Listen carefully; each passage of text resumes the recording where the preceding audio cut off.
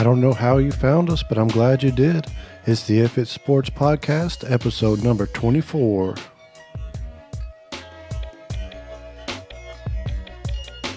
All right, this is Josh. I got my main man, Trav. We're back in the studio. Moved dates here a little bit. We're going to start recording here on Saturdays and dropping the podcast on Sunday since the NFL season's over with. Makes it a little bit easier there with our work schedule and everything to get these in now on the weekends. So just check that out. It'll be a little bit different. Trav, how you been doing since we last talked? Doing good, man. Just taking it easy. Did you get that Eagle shirt I sent you for the Super Bowl championship? No, I didn't get that. Okay, must still be in the mail on that. You know, we do have a little bit of housework here to get done. We ran a contest on Instagram. We asked you to like our post, follow us, and if you did that, you was entered into a chance to win a hat and shirt. I've got 48 numbers here in a hat.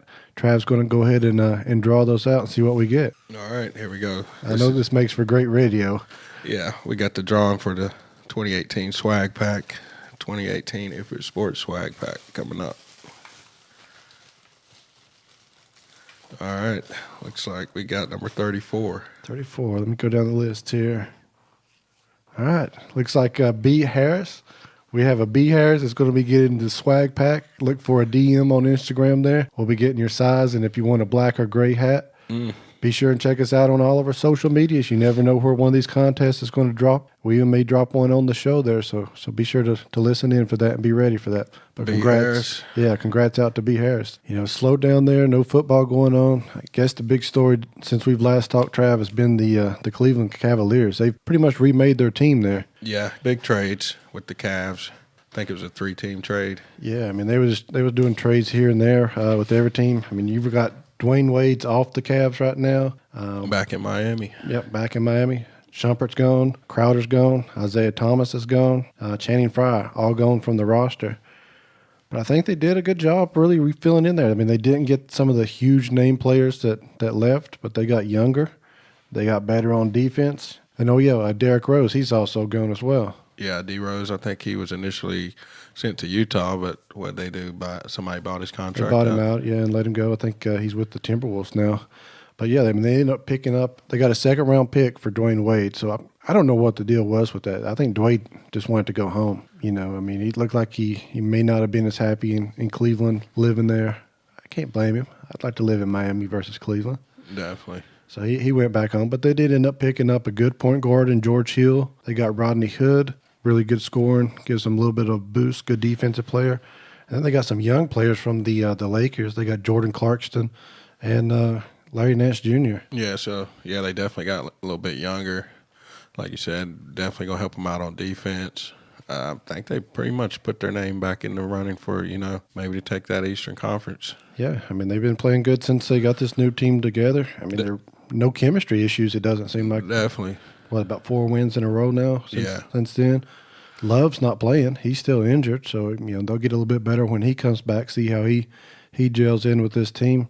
So hopefully it's just not the newness of a new team and, playing a little inspired right now. So we'll see if it wears off, but definitely think they made themselves stronger contenders. They had a big matchup with Boston last week there and won that game by about 30 or 40 points, really put it away in the third quarter. That was pretty impressive to see. But surprisingly, neither Boston or Cleveland is atop of the NBA Eastern Conference there. We've got the Toronto Raptors. I didn't see this coming. I thought them maybe as a 3 or 4 seed going into the playoffs, but they're playing really good ball right now.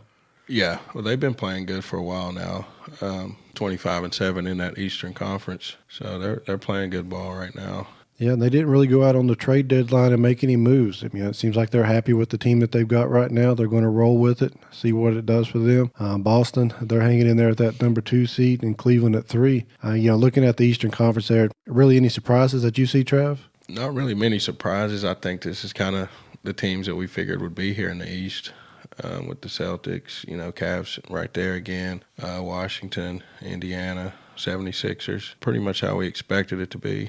Yeah, I'm with you there. I think these are the teams that we thought would be in there. I think the 8 and 9 seats probably going to be a little bit of a race. Detroit went out and got Blake. They're sitting in the 9 spot right now, just 2 games back behind Miami. Is Miami able to hold on?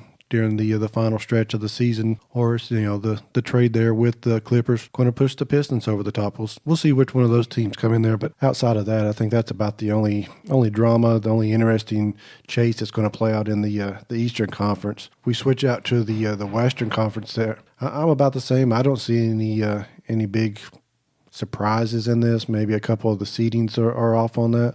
A little surprised that the Rockets have the number 1 seed over the Warriors. But both of those are playing really good ball right now. We'll have to see how that plays out. What about you, Trav? You got any shockers here? No, it looks pretty much the same. Maybe, before the season, might have thought L.A. would have been up in there. And they still have a chance to get in there at that number 8 seed. Clippers? Yep. Yeah, L.A. Clippers, yeah. Yeah, they could sneak in there. Pelicans, yeah, they took that bad loss on the year of Boogie Cousins going down. We'll have to see if they're able to hold off. That was a bad injury. I had him in my top 5 for the MVP race so far through the season. It's All-Star weekend right now. Celebrity game was on last night.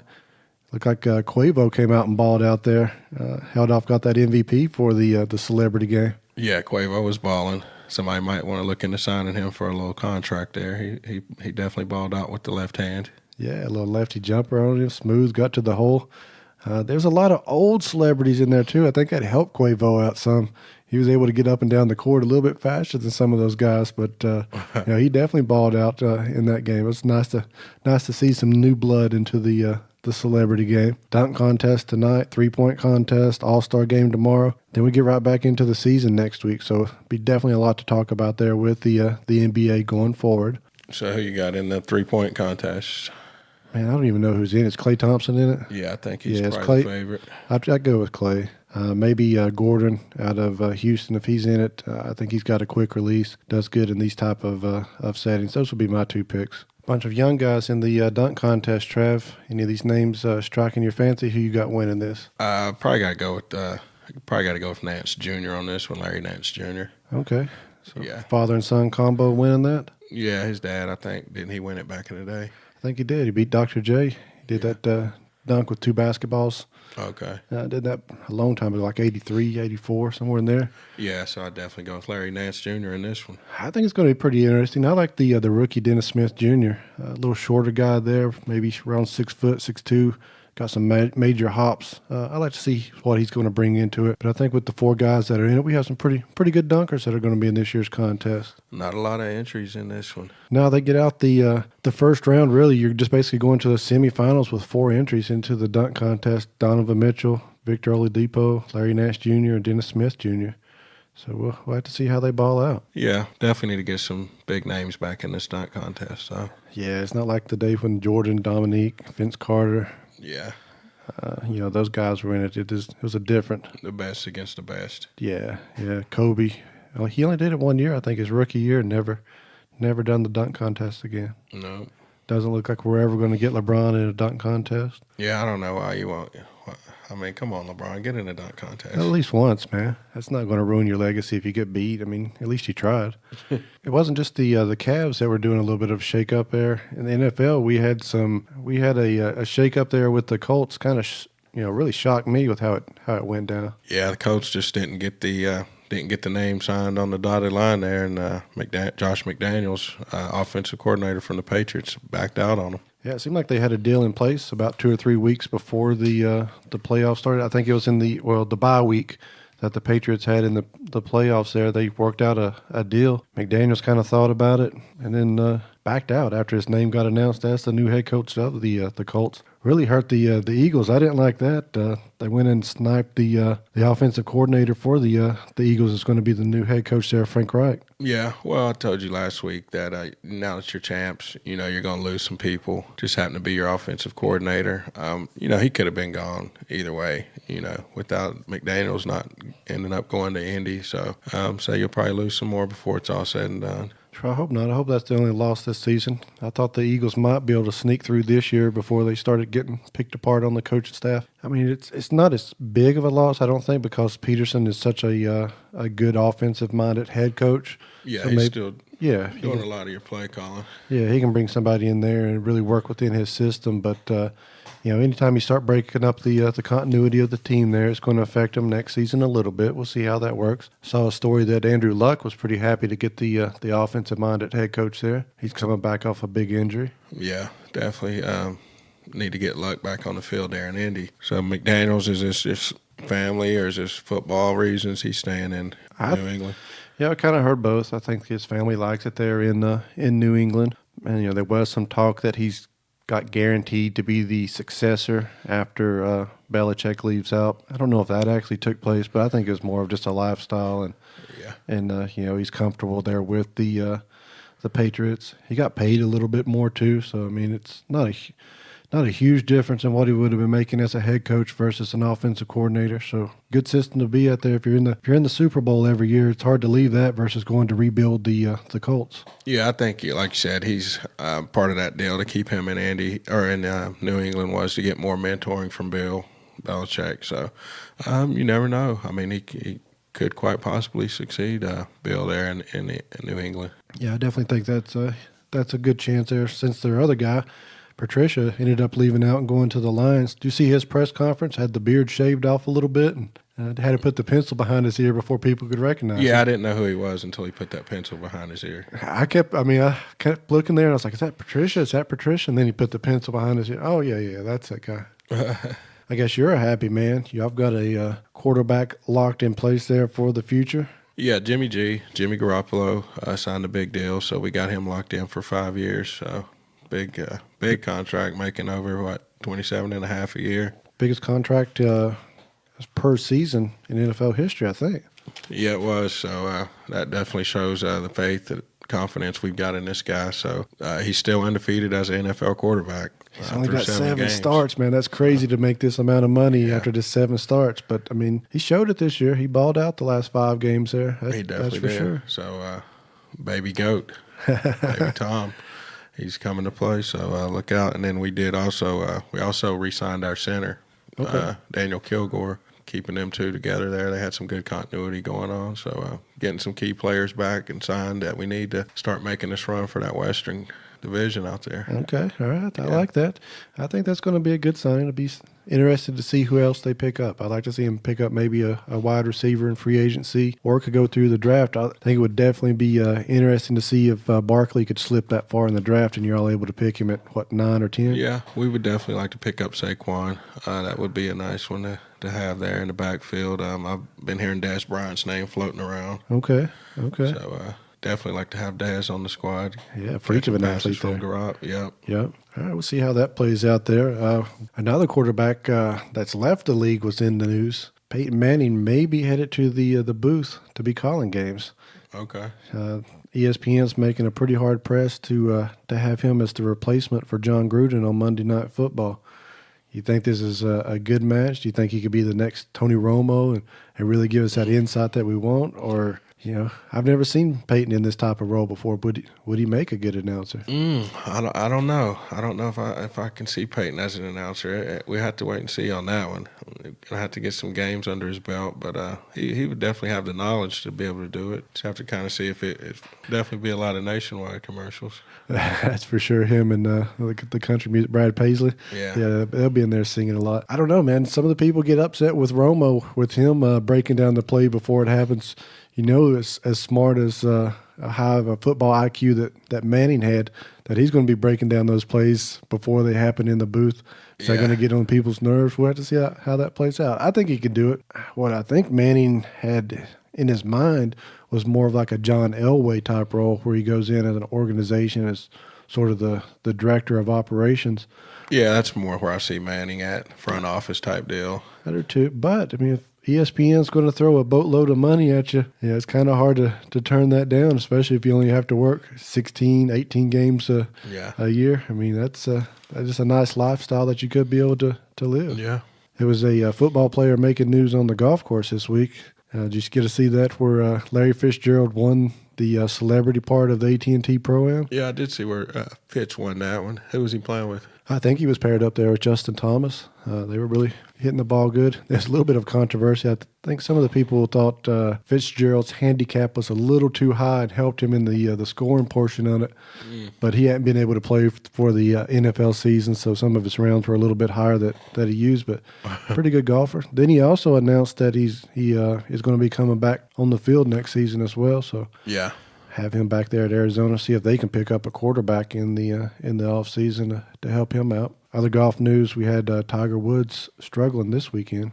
Yeah, Tiger missed a cut, looks like, yesterday. I think he finished 6 over, something like that. Just still not hitting the fairways. I mean, looks like his game's getting on point, getting back where it needs to be, but until he can start hitting fairways consistently, it's going to make it tough on him right now. Yeah, there's flashes at times that you see the old Tiger out there, and then there's this stretches where he is inconsistent with the driver. That is some of old Tiger. He has always struggled with his driver a little bit. I guess the big news with this one was about 25 years ago, Tiger, age 15, 16, made his professional debut out at Riviera. Career started off with a bang. Last 10 years have kind of drug by for Tiger, but really be nice for him to get back into the hunt. I think golf really wants to see him. Doesn't even have to be a major. I think any tournament that he can be near the leaderboard on the final day would be huge. Yeah, we need to see a win out of Tiger, man. Stop missing cuts. In other sports news, I mean, we got the Olympics going on, so it's pretty dry on the sports front when we're talking about the Olympics. So you got Norway leading the medal count, I believe, with about 22 medals. Oh, they're getting it done. Yeah. United States, we're down around, I think, 7. Okay. 7. No, we're about 5. I think we're 5. About 9 medals. We're killing it with the snowboarding events there. They're doing good. Yeah, definitely the X Games are keeping us with a few medals. Yeah, some young kids, too. I think one of the guys and one of the girls that won were both about 17 years old. They're very impressive to see the youth of American Olympic winter sports showing out there. A lot of curling has been on at my house. That's about the only sport that I've been watching. Yeah, I just can't get into the curling. I'm waiting on the snowboard cross. I'm trying to catch some of that. Okay. A little short track snowboard racing. Definitely some Super G, some downhill. All right, we'll have to check that out. I can watch that when it's on. Yeah, it's usually the Swiss or the Norwegians dominating in that, but we'll see how the U.S. is able to do. One of the guys at a local college here, he played some college football at UVA Wise. He's actually on the bobsled team for the U.S., so interested to see how they do. I think he's on the 2-man and maybe the 4-man bobsled teams. Before we get out of here, looks like the college hoop world is heating up there. We've got our state, Virginia, atop the AP poll, but Michigan State leads the coaches poll. Michigan State had a big win last week over Purdue. Big win. Yeah, won that one with the last-second three-pointer there to clinch that one. That's a big in-conference game for them. Your boy Trae Young, man, he's struggling a little bit. His team's struggling a little bit, that's for sure. The whole team's struggling, and they're basically teams have figured out how to play Trae Young. Just deny him the ball, pressure him. Once he gives it up, don't let him get it back, and just doing a lot of trapping. Making the other 4 guys on the team beat you, too. Yeah, so I think Trae, and he's young, he's 19, he's going to figure it out. So I think he had so much hype early, he's wore out, he's tired. Yeah, I hope they can get it together and finish on a strong stretch there. I would hate to see the Oklahoma team miss the tournament. Yeah, you definitely want them in there. Yeah, for March Madness, I think, a couple rounds, if he's able to be in there, that's a great story, very interesting to watch. And, if he gets hot, you don't know how far he could actually carry a team, Yeah, point guard play is important in that tournament. So, if they get hot, it's hard to tell what could happen. We'll see them in action at, I think, 12 o'clock today on ESPN taking on Texas. Okay. Some other big games that are going on today, right? Yeah, you got number 3 Villanova taking on number 4 Xavier at 4:30 on Fox. So that's one I want to watch for sure. Definitely. Yeah, College Game Day, they were out there at Kansas. Looks like West Virginia's traveling out there to take that game on. It's going to be a good matchup as well. West Virginia, they've been playing great defense this year. Great defense. Doing just enough on the offensive side to win it. That's a Bob Huggins team. So we'll see how they do. Big matchups, man, right now. This is a 3-4 matchup that we've got between Villanova and Xavier. Last week with the Michigan State-Purdue game was a 3-4 matchup. So we've got some really good teams right now just squaring off against each other. definitely. It's heating up right now in college basketball, getting ready to head into March Madness. So some good games. Yeah, what time did you say that Villanova game was? That one's tipping off at 4:30 on Fox. All right, 4:30. Got a little bit of time to pregame for that one. So, Trav, I'm ready to go ahead and head on out of here and do that. Yeah, let's get up out of here. Go watch some college hoop, man. Thanks for listening. And if you enjoyed the show, please help us out with subscribe on your favorite platform. To find all our listening devices and social media accounts to follow, check out our website, ifitsports.com. Select the Listen to Podcast link from the top menu. And remember, if it's sports, we're talking about it.